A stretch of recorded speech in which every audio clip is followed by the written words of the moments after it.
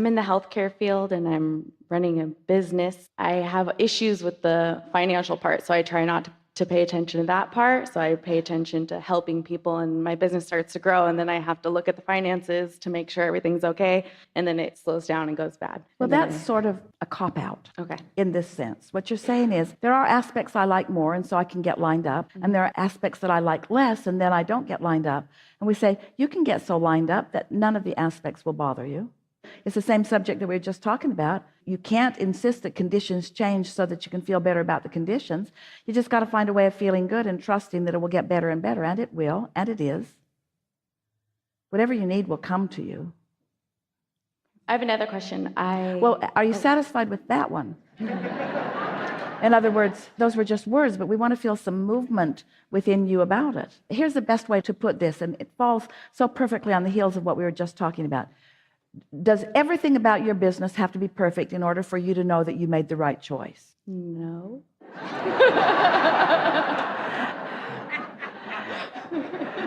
That was the most unconfident answer that we've ever. So we'll just keep asking until you answer with more conviction. Got it. Do you remember feeling strong impulse about this business? Yes. And do you remember that feeling of right track? In other words, do you remember how good you felt about it? Absolutely. And do you remember that that momentum carried you really happily quite far? Yes. So would you say that your envisioning was relatively resistant free, and while you were in that state, things were lining up, lining up, lining up, lining up, lining up?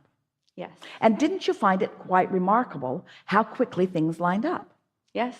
Then you began doing the business.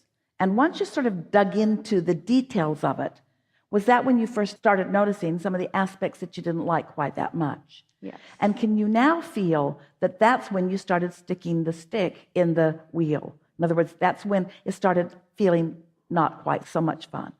So the key is, once you're in business, and once you are doing your business, and once you are having your experiences, the key to living happily ever after within it is to try to recreate that optimistic feeling you had when it was all vibrational and not so physical. In other words, before it became conditional, it was easier to feel good about it, wasn't it?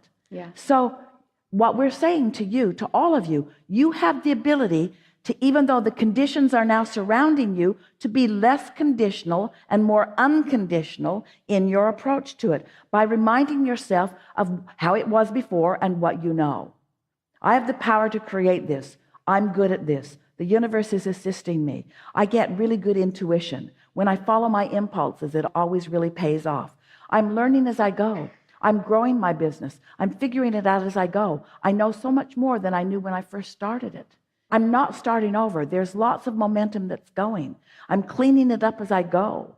This was a really good decision that I made. I knew it when I made the decision to do it. I could feel how it was falling into place. I'm so glad that this is what I'm doing. I'm really good at this. I really like what I'm doing. Everything I need will come to assist me along the way. Feel how fresh and open that is? And all we did was focus unconditionally. Helpful? Yes. Now, give us an example of some condition that takes you to a sort of screeching halt in the other direction. What is it that you were talking about that you wanted to sort of work the bugs out of? Well, just going to look at the finances and paying overhead and all that. Give us an example. Is the building that you're in expensive? Yes. Is it fantastic? Yes, it is. Now, did you feel the difference in her? Is it fantastic? Yes. Is it expensive? Yes. So which of those thoughts serves you the best? One of them is more conditional than the other. So do you believe that you have a problem? No. Do you believe that there is any problem that you can't work out? No. Do you think you made a big mistake? No. Are you glad that you're where you are? Yes. Do you believe that it's getting better? In other words, can you feel what we're getting at? Yeah. We just want you to find a way to soothe yourself, because in the soothing will come everything else that's necessary. In the facing reality, you're holding it off and you're not letting the help in. Okay. It's just that simple. Okay. So now what? Now I just have to get in alignment. Well, you mostly got in alignment just now. So Okay. is there any reason not to be in alignment? No. Is alignment conditional or unconditional? Unconditional. It is, isn't it? So if a condition takes you out of alignment, what's the logical thing to do? Do your best to ignore the condition that's taking you out of alignment and focus upon what takes you into alignment. Now, there are people who would say, oh, so you're telling her to put her head in the sand and not face reality and not worry about what she can't do. And we say, exactly. We're teaching you to tap into the resources of Source. And the way you tap into the resources of Source is through optimism, not pessimism, by trusting, not doubting, by patting yourself on the back, not criticizing yourself, by reaching for the feelings. So do you believe that you have the ability to feel outside of conditions? That's the question that we want to ask all of you.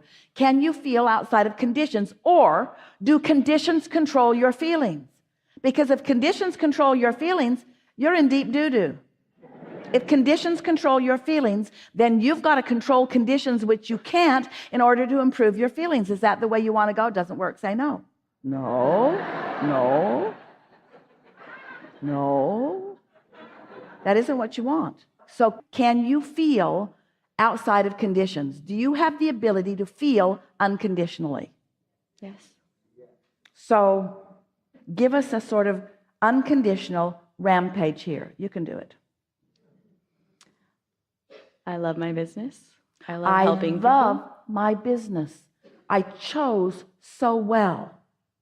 I'm good at what I do. I love my business because I help people. I love my business because I help people. I love my business because I feel good when I'm there, I love my business because it causes me to focus and get in alignment with source energy, because I can't help people unless I do. So at the same time that I'm using the resources to help them, I'm using the same resources to help myself. It's a win-win situation for everybody around. I love my business because it works for them. I love my business because it works for me. I love my business because it adds to the economy. I love my business because it helps people. I love my business because I'm good at it. I love my business because it's in the beginning stages. I love my business because I like watching it expand. I love my business. What else? What else? What else? Because I feel good. But what else? What else? Other than loving your business, what else? What else? I love my building. I love my beautiful building because it's beautiful, because it's useful. Now, these are a little bit conditional. Can you give us some unconditional reasons that you love your building? Feels good to be in it. It feels like prosperity. It gives confidence to those who come in. It feels like well-being. It feels like we're on top of our game. It feels like we know what we're doing. It feels like a safe haven. It feels like a place for relief. It feels like a place for soothing. It feels just right. I love this just right building that I have. What else? I love my landlord.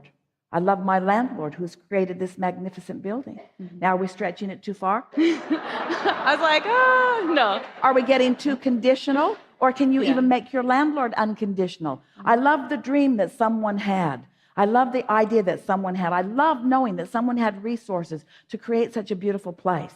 I love the rendezvous that we made together. I love the inspiration that the universe was using in order to guide me into this. I can feel the just rightness of all of this. I can feel the just rightness of all of this. The unconditional just rightness of this. Right place, right timeness. You see what we're getting at? Mm-hmm. You're just restoring yourself to the confidence that is natural to you. Mm-hmm. And then from that, all kinds of things begin to happen, because that's the seed of attracting more of what you're wanting. More clients, higher payer clients, faster paying clients, more revenue moving, more energy moving, more ideas flowing to you, more ideas for being able to repeat the revenue. All kinds of things begin occurring to you when you get in that unconditional, that safe, not needing one thing to be different in order to feel powerful. Don't you feel powerful? Don't you feel sure of your decision? Yes. Aren't you glad that you're doing it? Yes. Aren't you eager for what's coming next? I am. Aren't you in love with life? Aren't you in love with your work? Aren't you in love with your clients? Aren't you in love with your landlord? Aren't you in love with your building? Don't you love economics? Don't you love how economics follows energy? Don't you love how money follows energy? Don't you love being able to point energy in any direction? Don't you love being able to identify? Don't you like the resourcefulness of the universe? Don't you like turning thoughts to money? Yes.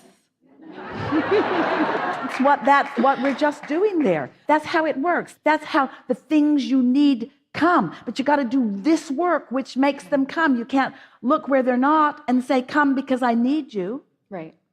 Come because I am you. Come because I match you. Come because this is who I am. Come because we are a vibrational match. Come because this is logical. Come because I'm steady here. Come because this is who I am. Come because success is who I am. Really good. Thank you.